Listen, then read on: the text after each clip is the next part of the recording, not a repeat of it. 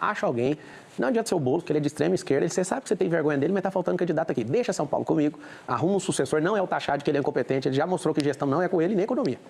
Meus amigos, Pablo Marçal está inelegível, não pode mais se candidatar, então não existe mais Pablo Marçal nas eleições de 2026. Vou te explicar tudo no vídeo, fica até o final, mas antes já se inscreve aí, compartilha esse vídeo, porque esse vai ser um vídeo bacana para desmitificar e traduzir tudo isso que está acontecendo em relação à política brasileira, em relação ao Pablo Marçal. Primeiramente, por que o Pablo Marçal está inelegível? Bom, primeiro ele está sendo acusado de abuso de poder econômico na questão lá da divulgação da campanha dele na época, né, das eleições de 2024, quando ele tentou ali ser prefeito de São Paulo, e o Ministério Público entendeu que quando ele pegava vários perfis de várias redes sociais e fazia engajar para compartilhar cortes de falas de seus rivais, o Ministério Público entendeu que isso era um abuso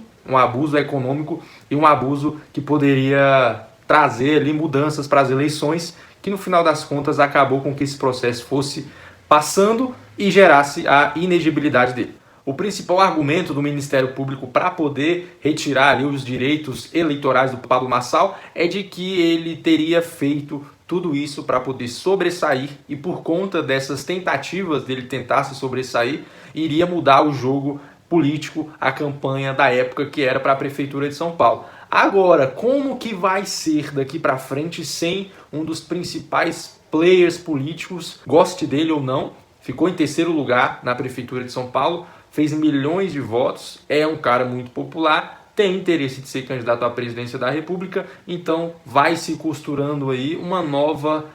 forma de saber de quem ele pode apoiar ou se ele vai tentar recorrer para tentar ser candidato em 2026, seja para governo em São Paulo ou seja para a presidência da República, que ele mesmo já disse que era o interesse. No mundo onde a política é feita de narrativas, como é que o Pablo Marçal vai se reinventar fora das urnas? Então essa é uma questão que vai acontecer durante esse ano e durante o ano que vem, mas o principal ponto é que caso ele consiga recorrer ali e ser elegível, né, para 2026, vários players políticos já vão buscar o apoio caso ele não seja candidato à presidência da República. Mas uma coisa é certa, que o Pablo Marçal é um dos principais opositores, tanto, né, da esquerda radical quanto da direita radical, até por estar brigado aí com Bolsonaro. Bom, como eu falei, é possível sim ele tentar recorrer, só que é muito mais difícil por conta da segunda instância, por conta do processo em si já ter avançado muito,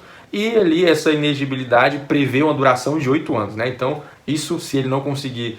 reverter, em 2026 não vai ter Pablo Marçal nas urnas em nenhum lugar do Brasil. Mais uma questão importante da gente poder discutir é por que estão tentando caçar tantas figuras de direita ou aparentemente de direita, e quando uma figura pública como o Pablo Marçal, que traz tanta revelação sobre coisas que em sistema, em relação à política de segurança pública, em relação ao aborto, em relação às coisas que o brasileiro presta atenção hoje em dia, né? Não tanto no que deveria, que era política pública de verdade, enfim. Mas então esse player político chamado Pablo Marçal é muito importante para a gente tentar entender de como vai funcionar as eleições daqui para frente. Será que quem sair da linha, quem se desviar ali um pouco, quem se desvirtuar um pouco do que é a boa política, a certa política, vai acabar inelegível? Né? Foi Bolsonaro, agora Pablo Marçal, Caiado lá no Goiás também, mas ele conseguiu reverter e agora, né, é pré-candidato. Então esse meio político está tudo muito nebuloso e a gente não sabe o que a gente pode esperar. Uma coisa é certa, que a direita não está tão unida quanto parece, mas as coisas estão caminhando no meio da justiça, porque parece que quem não anda como a lei, né, como a nossa justiça gostaria, acaba